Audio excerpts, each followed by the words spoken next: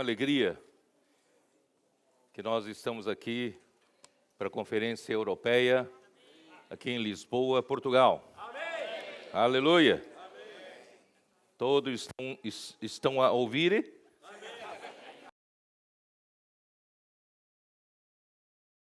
Toda vez que nós chegamos aqui na Europa, especialmente quando começamos o Israel Tour, nós começamos a perceber que, simbolicamente, muitas coisas espirituais começam a ocorrer. Ano passado, vários cooperadores fizeram o primeiro Israel Tour, que, na verdade, já havia feito uma experiência anterior, mas oficialmente começou nesse mesmo período do ano. Nós fomos até Israel, e no momento em que nós pisamos no solo israelense, nós soubemos depois que foi quando houve uma reunião do presidente americano com o seu Conselho de Segurança,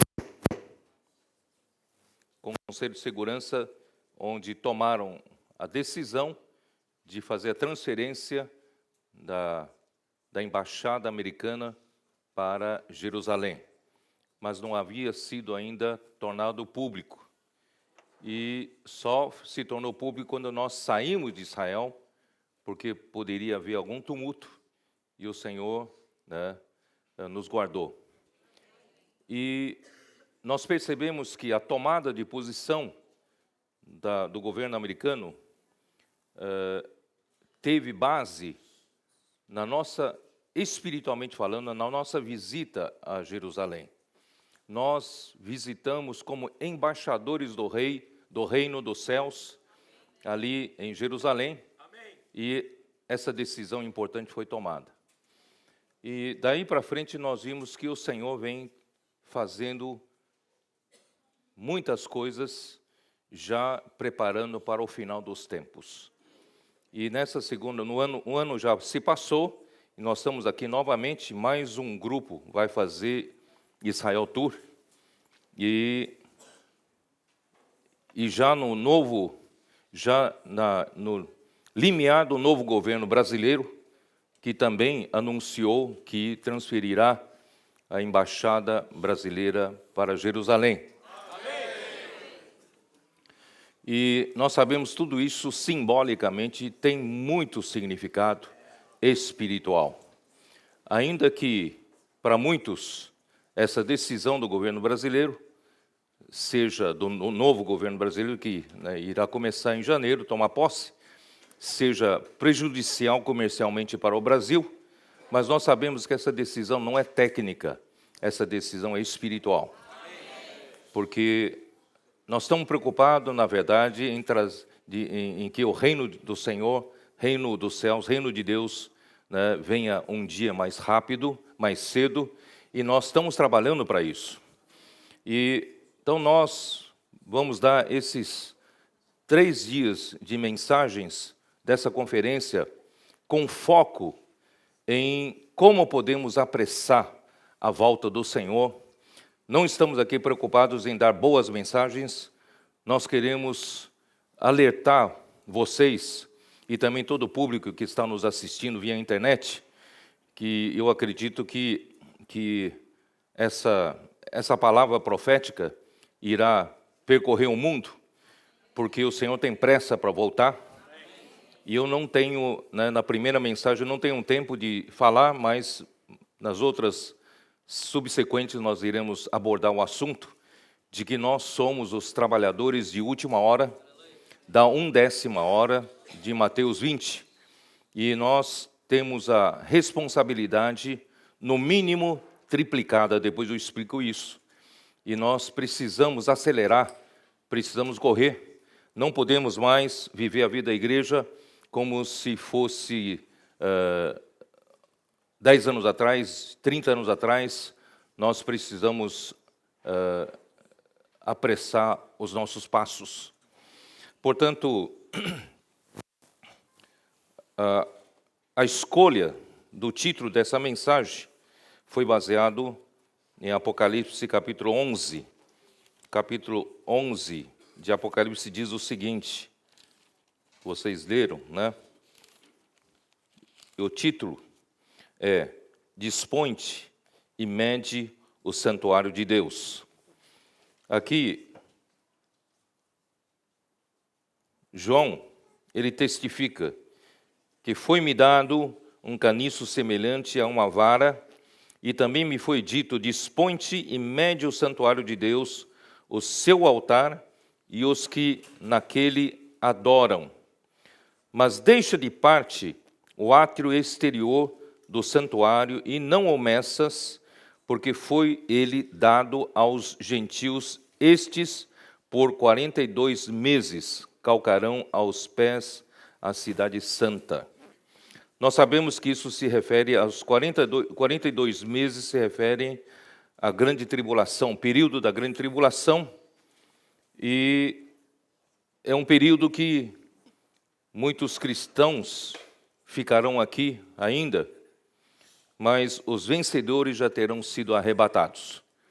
Eu espero que eu faça parte dos vencedores e que todos nós que estamos aqui assentados façamos parte dos vencedores, mas os vencedores têm um papel fundamental de trazer o Senhor de volta.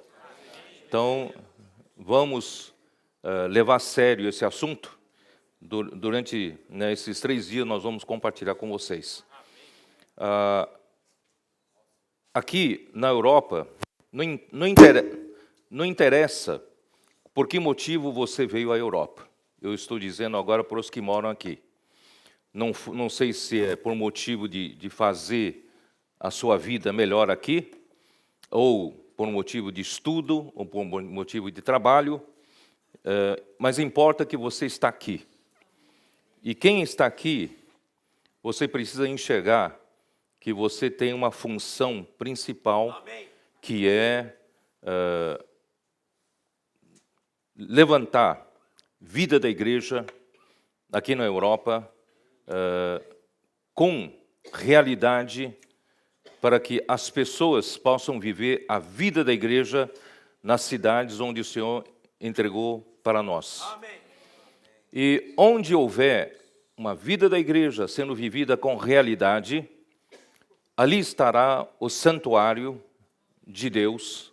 Amém. E onde estiver o santuário de Deus com o seu altar, e aqueles que nele adoram, serão guardados da grande tribulação. Amém. Portanto, essa é a primeira função de vocês. Vocês não podem fazer do seu sustento o foco principal de vocês estarem aqui na Europa. A Europa será palco de grande tribulação. O anticristo atuará intensamente neste continente. E vocês não estão aqui para amanhã ser devorado pelo anticristo.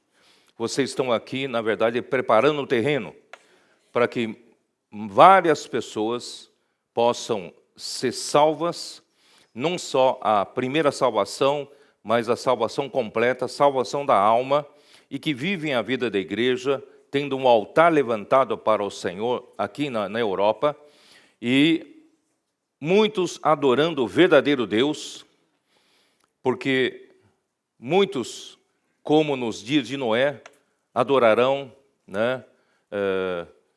a outros deuses, como no tempo de Abraão, e a maldade se multiplicará e a violência também. Mas Deus escolheu a nós para levantar um altar para o Senhor, amém, e nele invocar o nome do Senhor, amém, e ali adorarmos e servirmos ao Senhor. Amém. Portanto, o foco principal de vocês é levantar essa vida da igreja com realidade e viver intensamente a vida da igreja dentro das possibilidades de vocês. O Senhor sabe como é a vida aqui na Europa, não é fácil, mas o seu coração, o seu foco deve estar nisso, senão você estará perdendo seu tempo aqui na Europa. Você não veio aqui apenas para ter uma vida melhor. Você está aqui pela vontade de Deus, porque o Senhor precisa ter aqui na Europa santuário, altar e pessoas que o adoram com realidade, em espírito, em vida. E o átrio exterior do santuário não é para medir. Você sabe que tudo que Deus pede para medir é para tomar posse. Aquilo que Deus pede para nós medirmos pertence a Deus. E aquilo que não é para medir foi entregue para os gentios para pisarem na grande tribulação. Como diz aqui, já foi dado aos gentios, estes por 42 meses calcarão aos pés a cidade santa. 42 meses equivalem a 3 anos e meio. Então, a nossa responsabilidade aqui na Europa, irmãos, é levantar a vida da igreja com realidade. Senhor Jesus.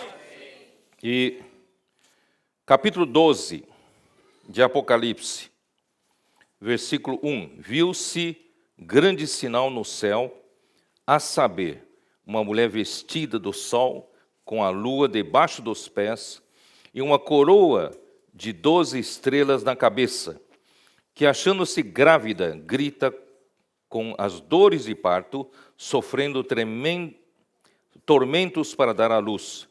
Viu-se também outro sinal no céu, e eis que um dragão grande e vermelho, com 7 cabeças, 10 chifres, e nas cabeças 7 diademas. A sua cauda arrastava a terça parte das estrelas do céu, as quais lançou para a terra, e o dragão se deteve em frente da mulher que estava para dar à luz, a fim de devorar o filho quando nascesse. Nasceu-lhe, pois, um filho varão, que há de reger todas as nações com cetro de ferro. E o seu filho foi arrebatado para Deus até o seu trono. A mulher, porém, fugiu para o deserto, onde lhe havia Deus preparado lugar para que nele a sustentem durante 1260 dias, também correspondem a 3 anos e meio. Portanto, os que estarão no epicentro dos acontecimentos da grande tribulação, que é aqui no continente europeu e também, certamente na região de Oriente Médio, e haverá o grande dragão vermelho, procurará devorar o filho varão, o filho que nascesse da mulher. E essa mulher representa a totalidade do povo de Deus, tanto do Antigo Testamento como do Novo Testamento. E essa mulher está para dar à luz. As coisas não vão chegar no fim dos tempos se não houver o nascimento do filho varão.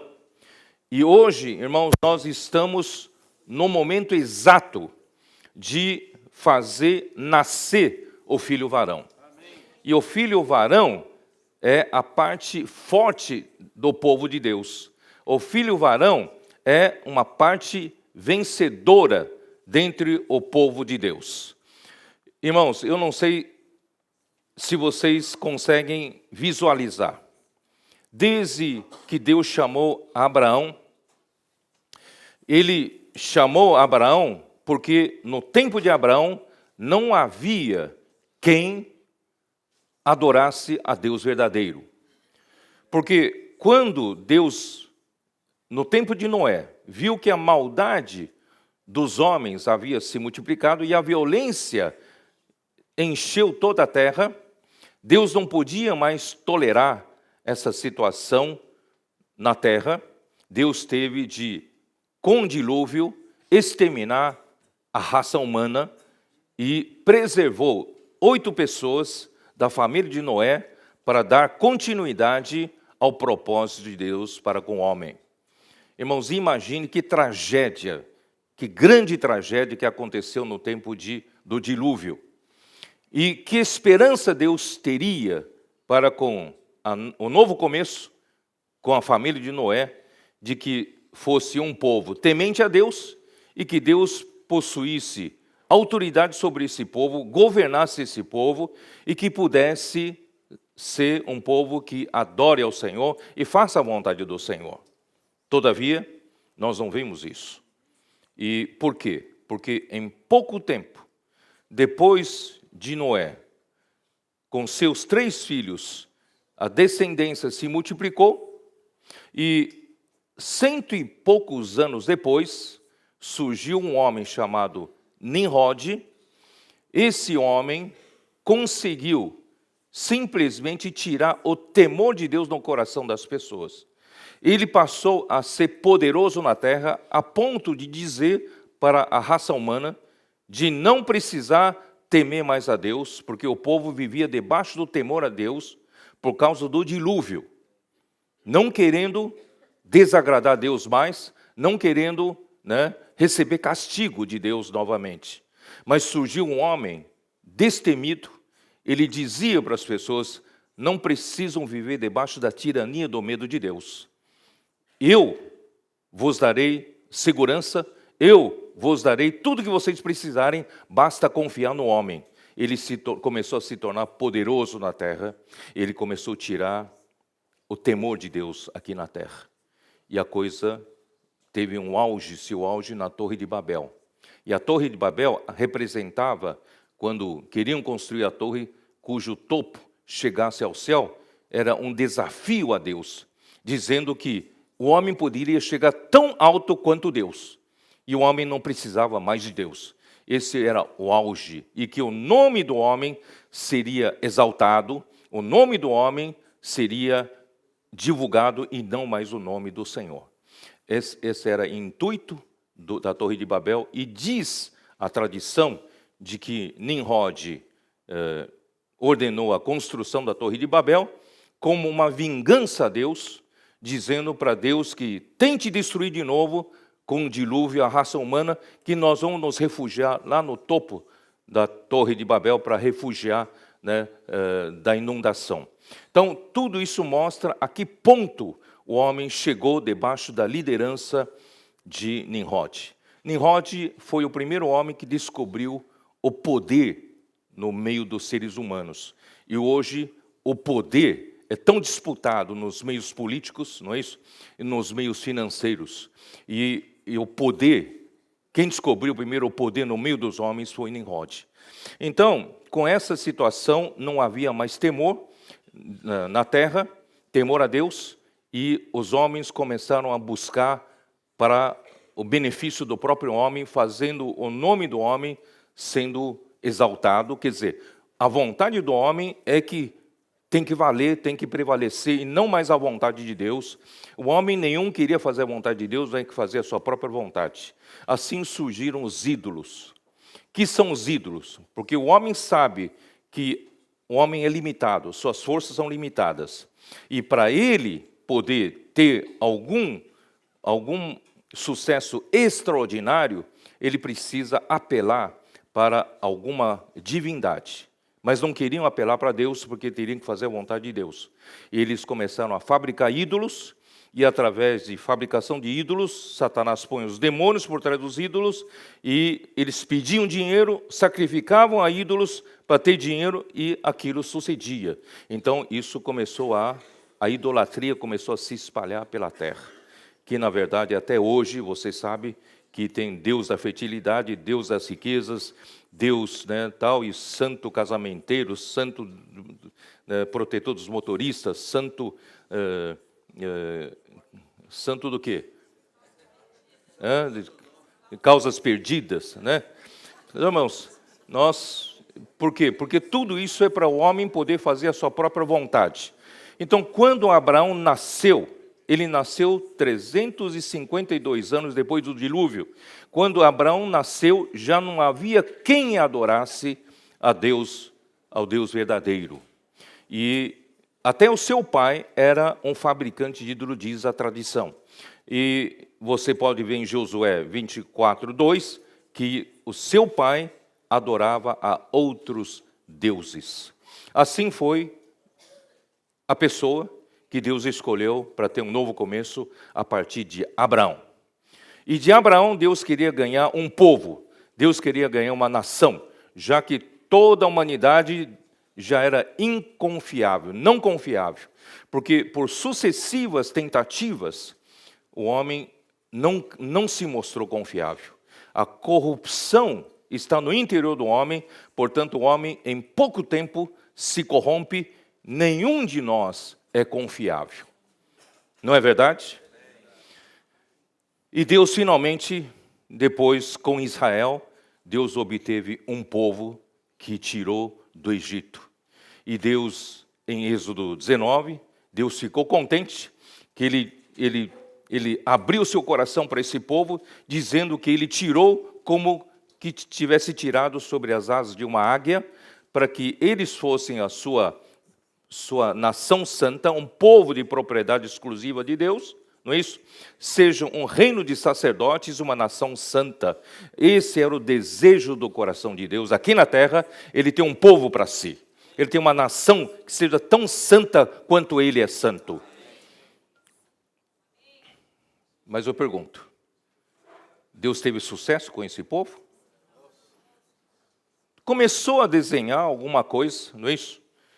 Deus deu a visão do tabernáculo para Moisés e começaram a desenhar alguma coisa boa, mas logo se viu que aquela primeira geração que saiu do Egito, toda ela era um povo rebelde, era um povo murmurador, era um povo incrédulo.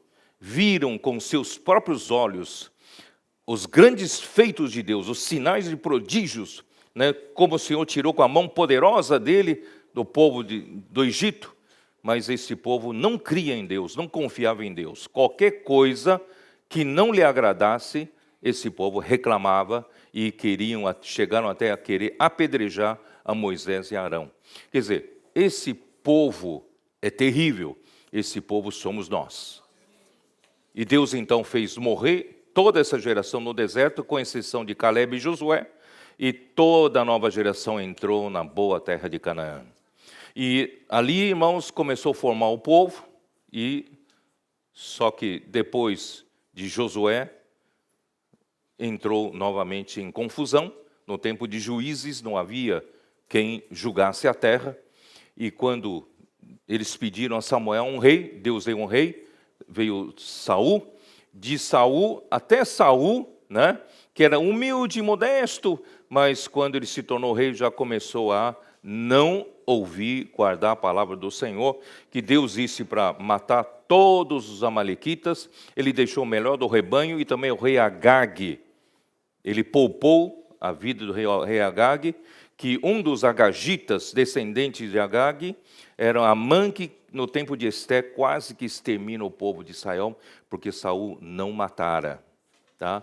Mas Deus usou Esté, uma mulher judia, para matar Amã, um agagita. Tá? Então, com isso, Deus então levantou Davi. Davi era um homem segundo o coração de Deus. Realmente, Davi conhecia Deus, conhecia o coração de Deus. Mais tarde eu posso falar um pouco, talvez não nessa conferência, mas em outra ocasião, falar um pouco para vocês sobre Salmos. O livro de Salmos mostra o quanto Davi conhecia Deus, tá? Mas o homem é homem. Quando, no tempo dos reis saírem para a guerra, ele não saiu para a guerra, já no seu conforto, cometeu adultério, e aquela história triste na vida de Davi. Mas Deus, ainda assim, usou Salomão para construir o templo, e assim o reino, né, de Davi se fortaleceu, e Deus então teve um templo aqui na terra para adoração. Todavia, depois de Salomão,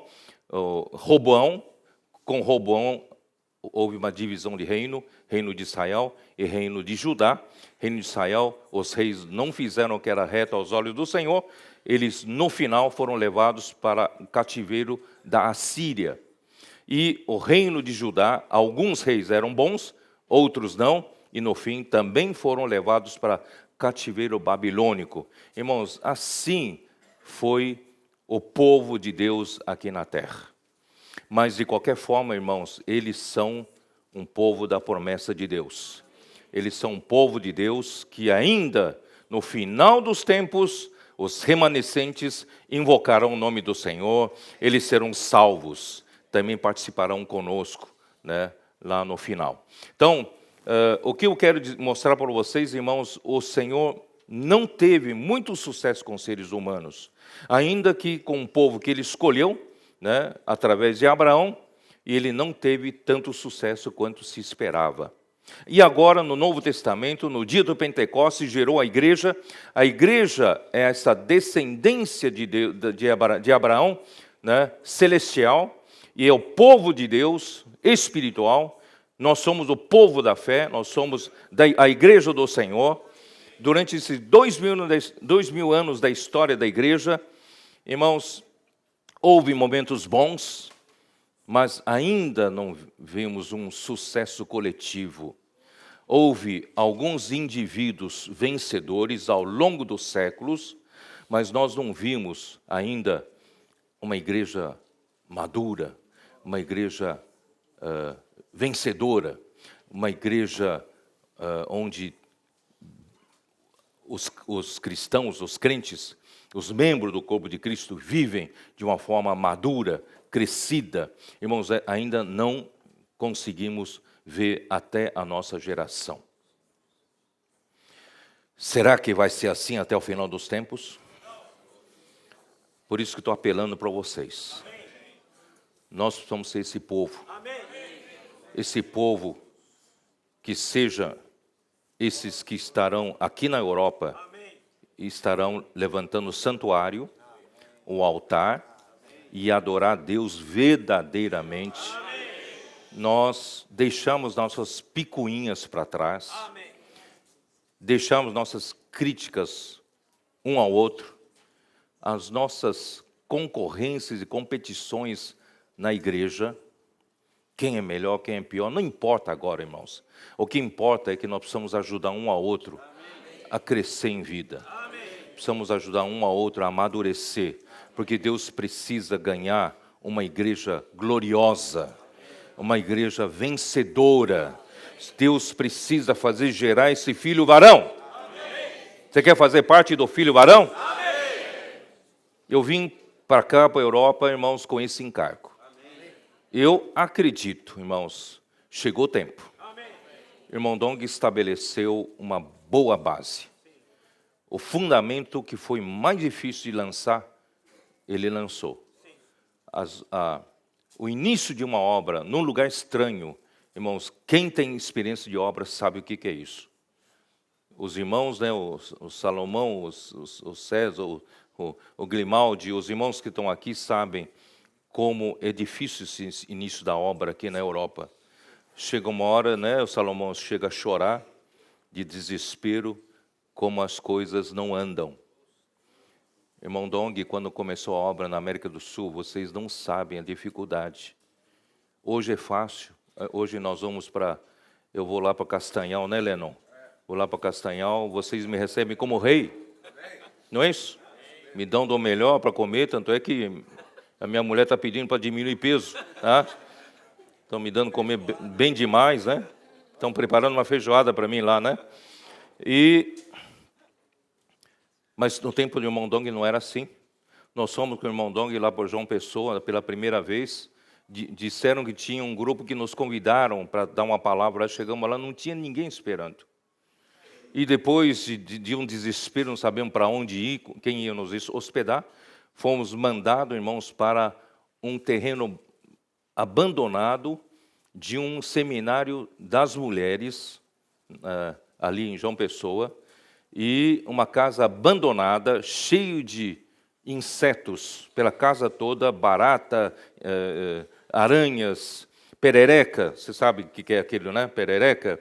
Tem um irmão que veio de Taiwan, foi junto conosco, foi para o banheiro, pulou uma perereca no colo dele, ficou desesperado. Que é isso? Que é isso? Está gritando. Irmãos, era assim. E o irmão Dong, né, foi para o Paraguai, achando que tinha um grupo que o recebia, ninguém o recebeu. Vocês sabem essas histórias. Então, para levantar uma obra, irmãos, não é nada fácil. E ele conseguiu entregar para nós, irmãos, uma obra com fundamento pronto. E não é para a gente, irmãos, só ficar acomodados agora no nosso zona de conforto. Ficar, temos uma estrutura boa, vamos ter uma vida igreja maravilhosa para nós, irmãos. Para nós está bom, mas para Deus não está bom. Vamos usar essa estrutura, irmãos, para acabar essa obra. E para acabar essa obra, nós precisamos amadurecer. Precisamos crescer. Amém? Ó Senhor Jesus. Então Deus, ao mesmo tempo que Deus está preparando o filho do varão nascer, esperando você amadurecer, nós temos em cada igreja um grupo de pessoas vencedoras, realmente maduras, pessoas com moderação, com pessoas maduras, cuidando das pessoas, apacentando, pastoreando, irmãos, trazendo a realidade de tudo aquilo que está escrito na Bíblia, na vida real. Isso é a coisa mais difícil. Irmãos, graças a Deus, e eu creio que nós estamos chegando lá. No livro de Filipenses nós vimos que nós podemos apelar para a humanidade perfeita de Cristo, que está no esplêndido de Cristo. Nós temos essa possibilidade, temos ou não temos? Está tudo no Espírito. Deixar, irmão, toda ira, não é isso? Toda amargura, toda falta de perdão para trás, mas em lugar de ressentimentos, é suportar um ao outro, né, em amor. Irmãos, nós podemos viver essa vida.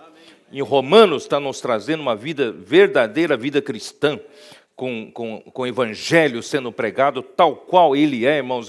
Eu não sei, até hoje, irmão, estou maravilhado, porque o livro de Romanos está tendo tanta riqueza, irmão, que eu não consigo terminar. Né, e é uma luz atrás da outra. Irmãos, por que isso, irmãos? Não é só para o Senhor nos dar uma revelação, dizer, nós temos a melhor palavra, porque Deus quer conseguir no meio de nós essa vida da igreja com realidade. Essa vida da igreja que produz vencedores. E para quando nascer, irmãos, nascesse esse filho varão vai ser arrebatado até o trono de Deus. Essa é a recompensa nossa. Você vai hoje, se você hoje negar mais a vida da alma que os outros, se você hoje busca mais a palavra profética do que os outros, irmãos, no passado nós podemos ter lido alimento diário superficialmente, porque hoje as gerações novas não são mais dadas a ler livros. As gerações, sejam em qualquer profissão, estão formando gerações que não lêem livros, portanto não aprofundam no conhecimento de cada área de conhecimento. E nós não podemos embarcar nesse tipo de viagem. Nós precisamos aprofundar, irmãos. Alimento diário não pode ser usado só para dali, o de hoje. Não, nós precisamos entrar para tocar no coração de Deus. A palavra ouvida, cada mensagem, nós precisamos, irmão, aprofundar, trazer essa palavra para dentro do meu viver. Quando o Senhor voltar para ser um vencedor, não é o quanto você sabe, mas o quanto você vive, quanto você tem de realidade na sua vida particular e vida da igreja. Portanto, irmãos, nós precisamos nos aprofundar. Quem paga esse preço, Deus dará recompensa de antes de chegar a grande tribulação, já terá sido arrebatado até o trono de Deus. Quem quer isso? Eu almejo isso, desejo isso. Hoje pago o preço que for. Talvez, irmãos, sejamos os que sofrem mais, os que dedicam mais. Os outros podem dormir em casa, nós estamos ali dedicando, irmãos, mas também não é só pela dedicação em tempo, mas é de quanto cada um realmente busca a realidade espiritual e realidade no serviço a Deus, irmão, no seu dia a dia. Amém. O Senhor precisa levantar logo uma geração de vencedores para arrebatar, porque eles vão ser arrebatados porque está tudo feito já aqui na terra. Então, agora ainda não está feita. A obra não está feita. E nós precisamos fazer essa obra. Precisamos terminar de viver essa realidade na vida conjugal. Como é que está a nossa vida conjugal? Irmão, a aferição começa pela vida conjugal. Sabia disso? Porque a vida conjugal, irmãos, é uma miniatura da vida da igreja. Se você não consegue viver com realidade espiritual, com quem você ama, irmão, vai ser difícil você conviver com outras pessoas e edificar com outras pessoas na igreja que você não tem tanta afinidade como com sua mulher, com seu marido. Então, irmãos, começa a vida da igreja aferindo na nossa vida, na vida conjugal. É ou não é? Como é que está seu casamento? Como é que está? Tem realidade espiritual aí? Ou você já está calejado, aprendendo a empurrar com a barriga as coisas, né? Sabendo que não tem jeito, ela não vai mudar, eu também não vou mudar, e nós vamos convivendo, né? E onde nós mais atritamos já está calejado, né? Quanto mais calejado, parece que a gente vai levando as coisas. Irmão, Deus não quer isso.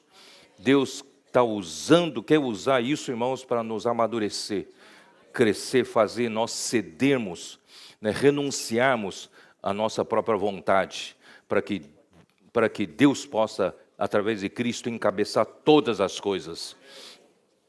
Agora, tem mais um problema. Além dos vencedores, ficarão, irmãos, muitos filhos de Deus que não chegaram a esse ponto de maturidade. Eles vão estar aqui à mercê da grande tribulação, do anticristo, dos castigos da grande tribulação. Irmãos, Deus é tão misericordioso, Ele preparou um lugar. Deserto. Aqui está escrito aqui, ó, versículo 6. A mulher, porém, Apocalipse 12, tá? A mulher, porém, fugiu para o deserto, onde lhe havia Deus preparado lugar para que nele a sustentem durante 1260 dias. Deus preparou um lugar para a mulher.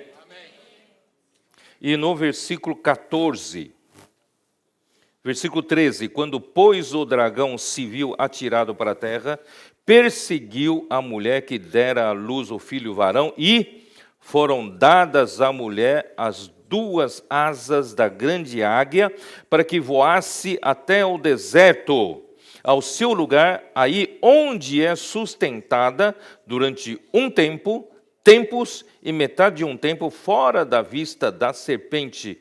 Um tempo é 1 ano, 2 tempos, 2 anos, mais 1, 3. Metade de um tempo, meio, 3 anos e meio da grande tribulação. Então, a mulher, uma boa parte dos filhos de Deus que ficarem na grande tribulação serão levados pelas asas de uma grande águia, que são os aviões de hoje. Eles irão refugiar-se ali no deserto. Irmãos, onde é o deserto? Onde será que é o deserto? No Brasil. Deus escolheu o Brasil. Deus é brasileiro. E eu ouvi recentemente um vídeo de uma irmã que comentou coisas maravilhosas. Irmãos, e nós estamos em Portugal. E de Portugal aqui saiu Pedro Álvares Cabral. E a quem o rei Dom Emanuel enviou 13 caravelas, mas chegaram 12. E quando chegaram 12, no dia da Páscoa, o Brasil começou pela morte do Senhor. O Brasil foi descoberto no dia da Páscoa. E, sendo católicos, o Frei Henrique Coimbra não levou nenhuma imagem escultura. Levou uma cruz só. Essa cruz está no Porto Seguro hoje. E chamaram de Ilha de Santa Cruz, achando que encontraram uma ilha. Ilha de Santa Cruz. E quando descobriram que não era uma ilha, era um continente, eles chamaram de Terra de Vera Cruz. Vera é verdadeira. Terra de verdadeira cruz. Irmãos, nosso país foi descoberto no dia da Páscoa da morte do Senhor e começou pela cruz. É pela cruz, irmãos, é que nós vamos vencer. Deus deixou apenas a morte de Cristo para nós comemorarmos, e não o nascimento de Jesus. Porque a morte de Cristo, irmãos, é o nosso nascimento. Nós passamos a existir pela morte de Cristo, pela fé. Graças ao Senhor. O Brasil, irmãos, isso tudo que eu estou comentando, irmãos, é cheio de simbolismo. Se vocês percebem que o Brasil é especial para Deus. Dom Emanuel, Deus conosco. E quem chefiava 12 caravelas é o Pedro. Não sou eu, não. Pedro Álvares Cabral. Pedro, que chefiava os 12 apóstolos, não é isso? E chegando lá, né? Você sabia que o nosso livro de histórias sobre descobrindo o Brasil não tem muita precisão quando nós lemos que Portugal mandava todos o que havia de mal aqui, de prisioneiro, de gente de baixo moral, tal, tudo para o Brasil. Irmãos, não tem muito fundamento isso. Na verdade, irmãos, foram muitos judeus que estavam fugindo da Santa Inquisição aqui na Europa. E um dos judeus, de nome Barzilai, ele era um comerciante, ele viu que havia uma árvore, uma madeira no Brasil, que era uma madeira boa, vermelha, uma madeira nobre. Ele começou a exportar para a Europa, aqui em Portugal.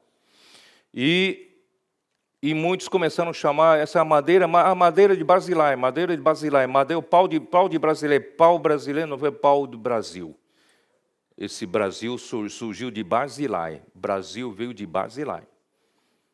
E Barzilai, se você for para 2 Samuel, eu acho que 19, se eu não me engano, você vai ver que Barzilai é um dos 3 que levaram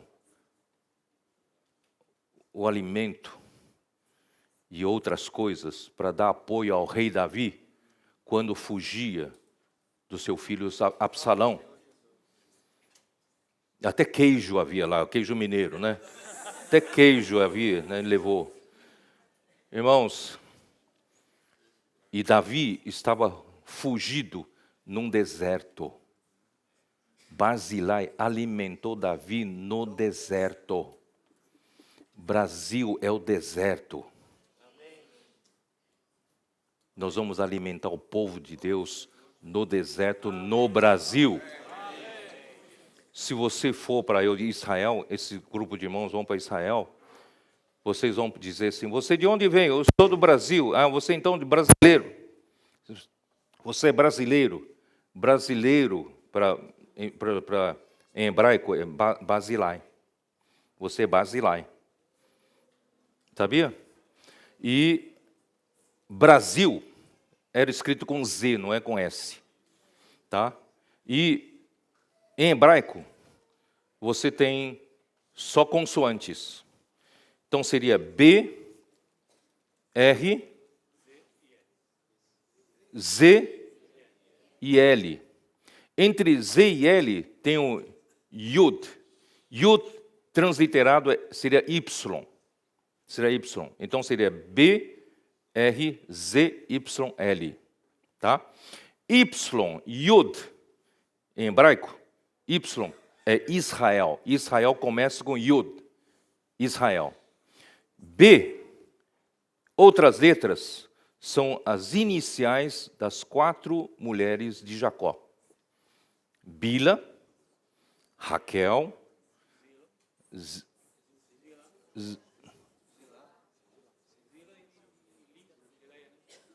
não é Zila, não.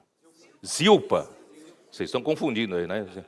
Zilpa e Lia. Tá? Então, irmãos, por isso, Brasil tem uma ligação direta com Israel. Amém. Por isso eu digo, isso é espiritual. Amém. Isso é espiritual. Nós, por isso que o Senhor colocou ali no Brasil, irmãos, uma igreja forte. Porque é a descendência celestial. Israel é descendência terrena. Por isso essa ida de vocês tem um significado maior. Significado maior. Eu fico emocionado com ele vendo isso. Meu Senhor fazendo as coisas. E o Brasil não podia continuar naquela confusão. Não importa quem você votou. Não importa quem foi o seu candidato. Irmãos, importa a gente enxergar que o Senhor pôs a mão aí.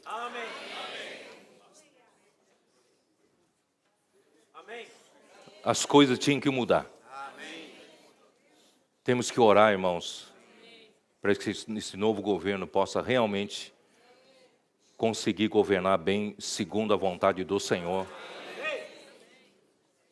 Não sou partidário, não faço política partidária, mas, irmãos, eu estou preocupado com o reino dos céus. Com o evangelho do Senhor sendo pregado a toda a terra. E o Brasil precisa estar forte. As igrejas do Brasil precisam produzir vencedores. Porque dali, saem recursos para esse trabalho todo aqui no exterior. O Senhor está usando o Brasil, irmãos. Uma terra desprezada, assim como Jesus era desprezado. De Belém pode sair alguma coisa boa, mas, irmãos, Deus está usando o Brasil. Eu não sei se estou sendo patriota demais essa noite, mas não estou falando como patriota, não. Eu estou falando do lado espiritual, a visão espiritual. Brasil é diferenciado. Aos olhos do Senhor, irmãos, o Brasil é diferenciado. Pode acontecer o que for, o Senhor vai usar o Brasil. Já usou, está usando e vai usar o Brasil. Até desfecho dessa era. Portanto, vamos todos, tanto os que estão na América do Sul, quanto os que estão espalhados em outros continentes, de um só coração, vamos fazer essa obra para o Senhor. Levantar vida da igreja com altar verdadeiro, que adora o Deus verdadeiro. E ali pessoas que o adoram, realmente adoram, não estão ali para se enriquecer nos continentes que estão ali para adorar o Senhor, levantar uma vida da igreja com realidade, não é? Irmãos, é por isso que nós estamos aqui. Essa noite nós estamos aqui na Europa, é para isso. Senhor Jesus. Por isso, irmãos, qual é a maneira do Senhor trabalhar? É a palavra profética. É por meio da palavra profética. Por isso que em Apocalipse capítulo 1, versículo 1, vocês já estão cansados de falar, de ouvir, mas eu vou ter que falar de novo. Apocalipse 1, irmãos, é por onde tudo começa. A obra de Deus começa a acontecer quando há uma revelação. Capítulo 1, versículo 1. Revelação de Jesus Cristo, que Deus lhe deu para mostrar aos seus servos as coisas que em breve devem acontecer. E que ele, enviando por intermédio do seu anjo, notificou ao seu servo João. Deus, ele nunca oculta o que ele está para fazer ao seu povo, aos seus servos. Se Deus, ele tem por objetivo de fazer a sua vontade, fazer alguma coisa naquele momento, ele sempre revela ao seu profeta. Aqui Deus queria revelar aos seus servos, mas Deus notificou apenas a João. E João recebeu essa notificação para quê? Para revelar, levar essa revelação para os seus servos, os servos do Senhor. É para quê, irmãos? A revelação é para quê? Para praticar. A revelação, irmãos, é para dar orientação, para dar direção. Nós, até agora, eu falei que nós temos uma missão grandiosa e pesada. Responsabilidade pesada. Acredite vocês, irmãos, que dentre tantos milhões de filhos de Deus aqui na terra, nós somos escolhidos? Amém. Amém. Amém. Não é porque nós somos melhores, não é porque nós somos mais espirituais, os mais dedicados, é porque, irmãos, nós estamos no terreno certo. Terreno da unidade do povo de Deus. Por quê? Porque assim podemos representar todos os filhos de Deus, sem dividir ninguém, sem separar ninguém, nem sem colocar ninguém para fora. Amém. É por causa dessa base, simplesmente por causa dessa base, o Senhor está confiando a sua revelação a nós. Não por sermos melhores, já digo. Por termos essa posição correta, Deus está dando essa revelação para nós. Cabe a nós, irmãos, primeiro, sermos sérios em praticar essa palavra. Por isso, por favor, não sejam superficiais daqui para frente. Cada palavra é a palavra que o Senhor está falando para logo fazer acontecer o filho varão se tornar maduro. O Senhor precisa de um grupo de pessoas que esteja maduro. Quem ficará maduro é quem leva a sério aquilo que o Senhor está falando. A revelação de Jesus Cristo. Né? E, ó Senhor Jesus, esse grupo de pessoas nós precisamos trabalhar bem na vida da igreja, ajudar outros a crescerem, outros a dar importância a isso, aprofundar na palavra, de modo que, irmãos, tenhamos uma vida da igreja com realidade. Não mais parecer aquela vida da igreja que está dando voltas pelo deserto. Irmão, chega de perder tempo. Nós não temos mais tempo para perder. Nós temos que avançar logo, irmãos, para entrar na boa terra de Canaã. Deixar as criancices para trás, deixar as infantilidades para trás. Vamos juntos, irmão, buscar crescer, fazer a vontade do Senhor segundo a palavra profética. E por outro lado, irmãos, já estou vendo isso.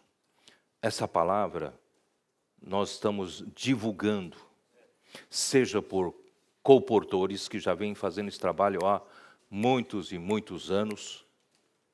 E agora, irmãos, Deus nos deu toda a tecnologia a nosso favor para divulgação. Agora mesmo, eu estou de frente olhando para as lentes de uma câmera. Ali, não só aqui, nós temos quantas pessoas aqui? 250 pessoas aqui nesse salão, mas ali tem alguns milhares ali nos olhando, assistindo. Quanto? Por enquanto, 203 estão visualizando, né? Então, irmãos, logo, logo será muito mais. Porque no meu Facebook, toda vez que é publicado, era alguns milhares que visualizam, né? Irmãos, nós temos que, essa palavra tem que ser levada para todas as 12 tribos de Israel. Não é só para uma tribo. Mas essa tribo aqui, que somos nós, precisa levar a sério. Essa tribo precisa provar para todas as outras 11 tribos e provar para principados e potestades de que o Evangelho de Deus funciona conosco. Se o Evangelho de Deus, que o Senhor está falando por meio da palavra profética, não funciona nem no meu casamento, irmãos, que dirá cumprir a vontade de Deus? Mas se eu levar a sério, viver essa palavra e aplicar no meu casamento, aplicar na minha vida da igreja, aplicar no meu relacionamento, na edificação da igreja, no pastorear, no pregar evangelho, irmãos, nós vamos provar para os principados e potestades, manifestar a multiforme sabedoria de Deus, que é possível. Tudo isso que está escrito aqui, irmãos, é factível. Dá para praticar. E funciona. Porque durante os séculos até hoje, irmãos, até hoje os principados estão rindo, estão zombando. Eles devem estar no ouvido de Deus. Esse homem caiu tanto, tão corrupto que está esse homem, que eu consegui levar, que eles não vão conseguir cumprir a vontade do Senhor. Deus está pensando uma utopia. Mas, irmão, nós vamos provar que dá certo sim. Só que nós precisamos negar nós mesmos. Precisamos renunciar à nossa vontade. Levar a sério as coisas do Senhor. Irmãos, isso vai fazer o quê? Nós vamos encontrar vários líderes dos diversos grupos cristãos, sérios, que estão levando com seriedade o plano de Deus. Já estão fazendo contato. Ontem mesmo recebi umas mensagens de um pastor. Eu vou ler para vocês, só para vocês dizerem que não é... Já está acontecendo, tá? Ó Senhor Jesus.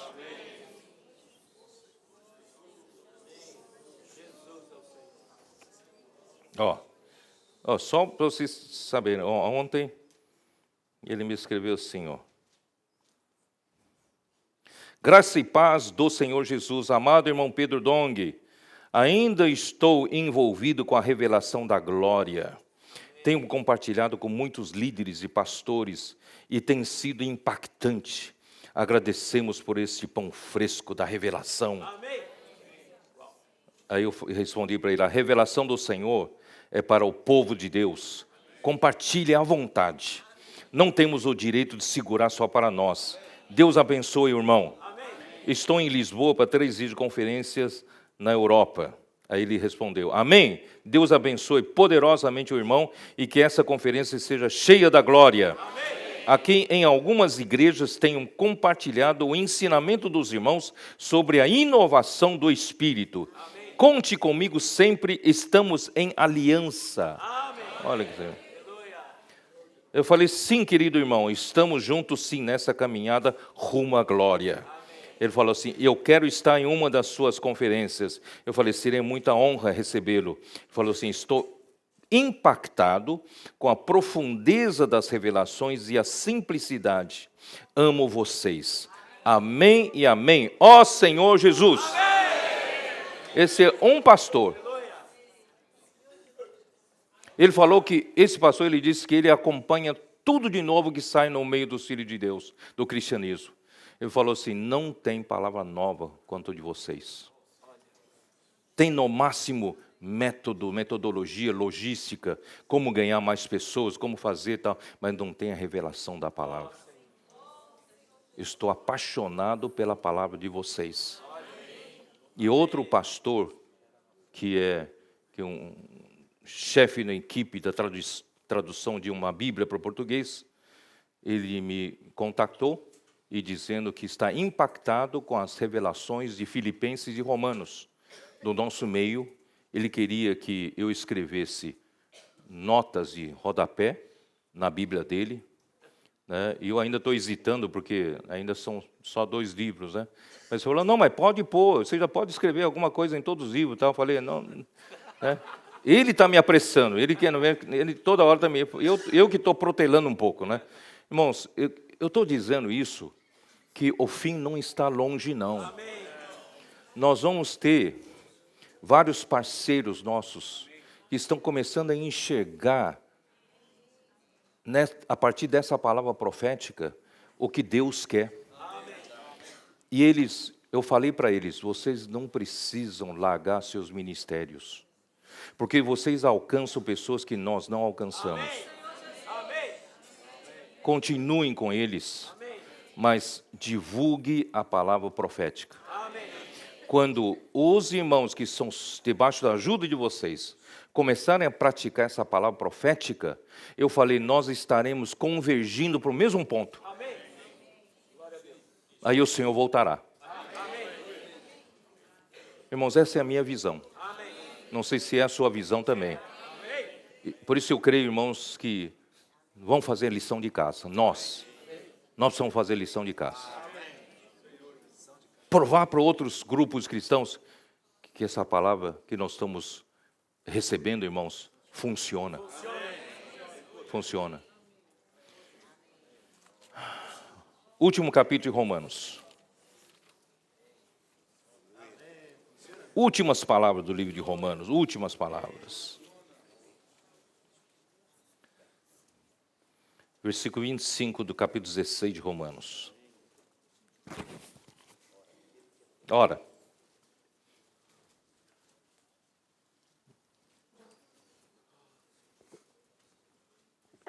Ora, aquele que é poderoso para vos confirmar, segundo o meu evangelho e a pregação de Jesus Cristo, conforme...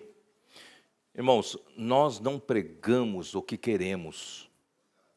A pregação é de Jesus Cristo. Amém. O nosso evangelho, irmãos, não tem fonte em nós mesmos. Amém. É conforme a revelação do mistério guardado em silêncio nos tempos eternos. Irmãos, esse mistério é o mistério de Deus. É o mistério da vontade de Deus. Filipenses 1, 9 e 10 mostra que o mistério da vontade de Deus é fazer convergir em Cristo todas as coisas. Porque com a rebelião do arcanjo, ele criou outro centro de autoridade.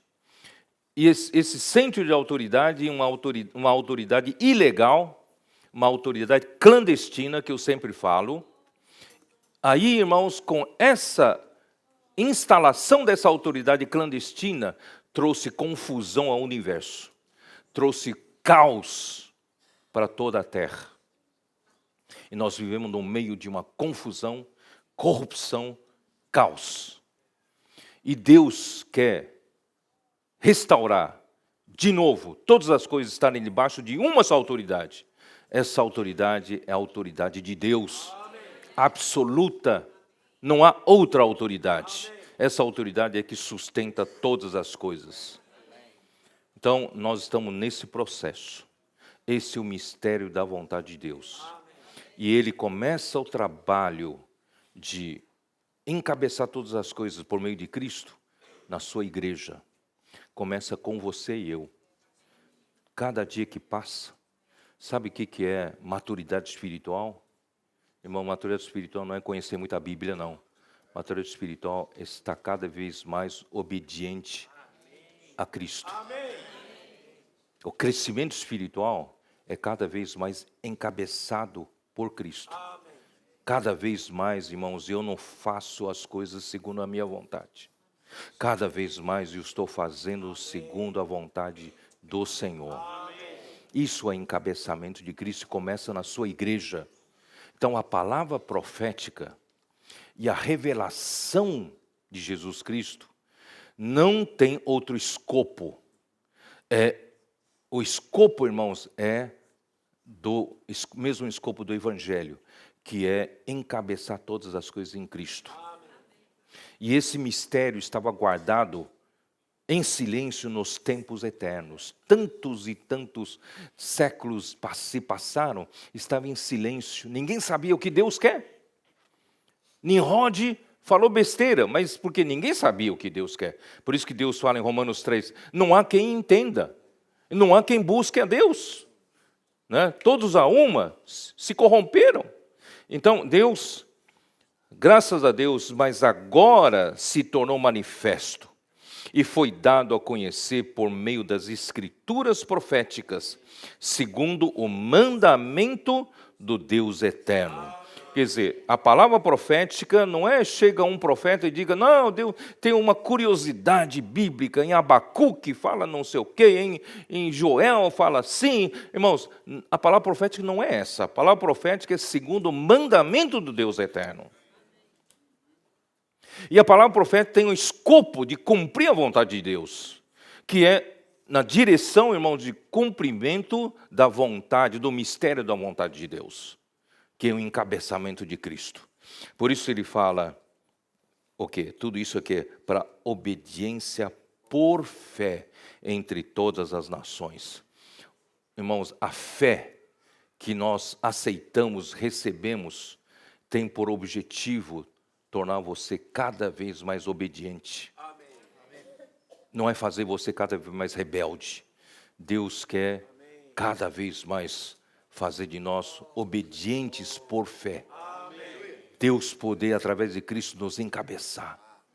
Nós não fazemos mais, cada vez mais, não fazemos mais a nossa vontade, mas fazemos a vontade de Cristo, negando a nós mesmos. Ao Deus único e sábio seja dada a glória, por meio de Jesus Cristo, pelo século dos séculos. Amém.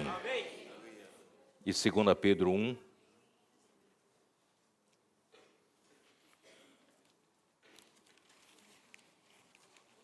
Segunda Pedro 1.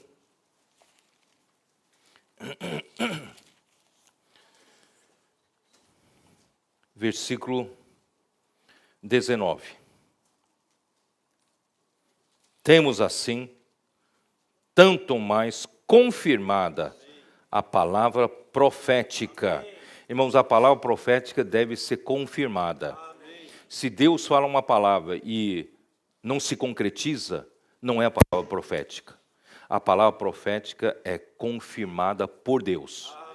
Assim como no dia que Jesus levou 3 dos seus discípulos para um monte e ele se transfigurou diante deles, isso em Mateus 17, vocês sabem, vamos dar uma olhada lá, guarda esses versículos, nós vamos voltar. Mateus 17,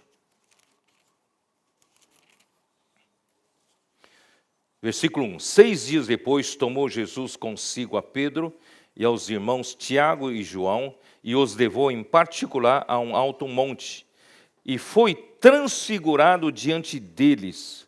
E o seu rosto resplandecia como o sol, e as suas vestes tornaram-se brancas como a luz. Irmãos, esse é Jesus transfigurado, glorificado. Um dia, você e eu, irmãos, receberemos também um corpo da glória.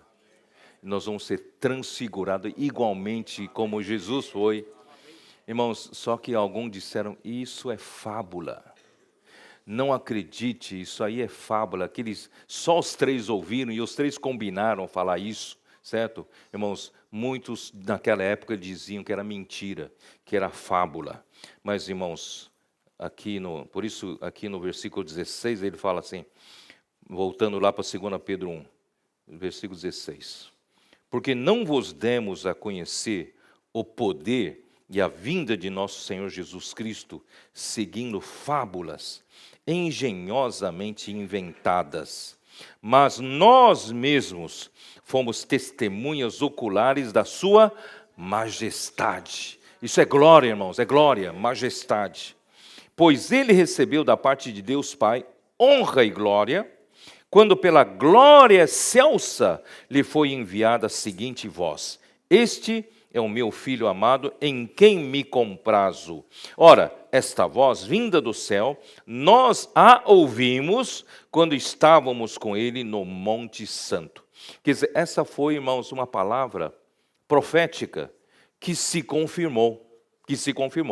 Por isso ele fala, temos assim, tanto mais confirmada a palavra profética, e fazeis bem em atendê-la. Irmão, cada palavra que o Senhor revela para nós daqui para frente, irmãos, é para nós atendermos a palavra. Crê, não duvide. Assim como os Tessalonicenses, que receberam a palavra, é isso? Tessalonicenses receberam a palavra da parte de Paulo, mas receberam como da parte de Deus, como de fato era a palavra de Deus. Então, assim, fazei bem em atendê-la como, presta bem atenção agora, como a uma candeia que brilha em lugar tenebroso. Irmão, nós estamos no meio de uma noite tenebrosa. Muitos dizem, é por aqui, é por ali, essa é a direção, aquela direção. Irmão, não creiam. A direção está na palavra profética. E essa palavra profética é como uma luz de candeia. Quando tudo está escuro, um breu, qualquer fósforo ilumina bem. Graças a Deus que a palavra profética é uma candeia. E essa candeia orienta, essa candeia dá direção, essa candeia dá referência, essa candeia, essa luz, irmão, pode mudar a sua vida, pode mudar a minha vida e nos dá direção. Nós não estamos perdidos, irmãos. Graças a Deus. Irmão Dong se foi. Irmãos, mas continuamos essa jornada. Não, o Senhor não nos deixou na mão. A sua presença continua na nossa caminhada. Ele continua nos trazendo luz da palavra profética. Você sabia que eu não vou poder falar nome, certo? Dessa vez eu fui para Los Angeles. Eu fui procurado por um irmão, né?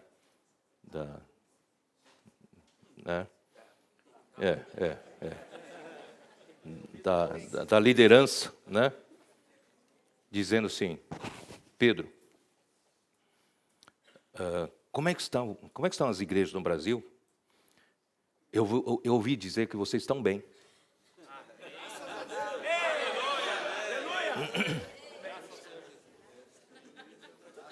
Vocês entenderam, né? Porque todo mundo esperava, com a partida do irmão Dong, virássemos o quê? Um bando de pessoas roubando despojos e brigando entre nós e a coisa acabasse por si próprio. Mas não somos apenas um bando de moleques, não. Nós somos a igreja do Senhor, esse povo que tem a presença do Senhor nos guiando. Eu falei para ele que a palavra profética não tem falhado no nosso meio. Estamos alegres por isso. Não estamos a esmos, não estamos a cegas. Nós temos uma palavra que nos orienta. E eu falei para ele que as igrejas estão muito bem, estão crescendo, estão cheias de vigor.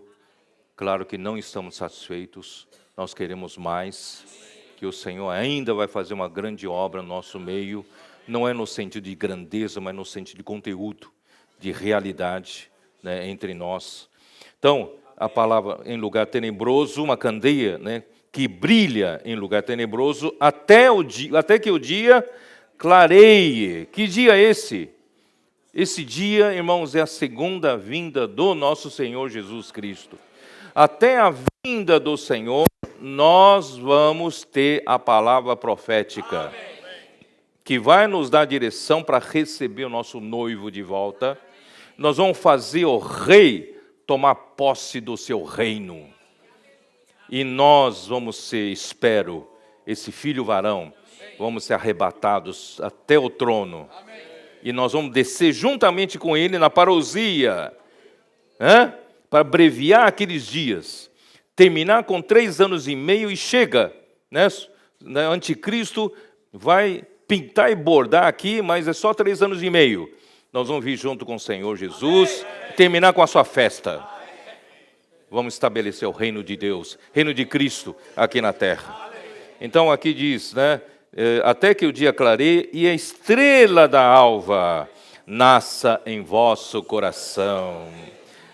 Sabendo primeiramente isto, que nenhuma profecia da Escritura provém de particular elucidação, porque nunca, jamais, qualquer profecia foi dada por vontade humana. Irmão, isso é muito importante. Nós não temos direito de dar qualquer profecia por vontade humana. Homens santos falaram da parte de Deus, movidos pelo Espírito Santo. Quem tem ouvidos, ouça o que o Espírito diz às igrejas. Vamos, irmãos, atender essa palavra. Vamos buscar sério essa palavra, aplicando essa palavra na nossa vida, aplicando no nosso casamento, aplicando no nosso serviço da igreja, nosso viver cristão e nossa vida da igreja. Pregação do Evangelho, ganhar outras pessoas, irmãos, criar um ambiente para que haja um santuário e um altar, para que muitos venham adorar o Senhor conosco. Esses serão guardados da grande tribulação. E os restantes que ficarem, nós temos um lugar para eles, lá no Brasil. Né? Podem ir lá para o Brasil, nós vamos preparar estância, nós vamos preparar vários lugares, irmão, para receber nossos queridos irmãos, para sustentá-los, não morrerão de fome, sustentá-los por 3 anos e meio lá no deserto, assim como Barzilai sustentou Davi no deserto. Jesus é o Senhor. Amém.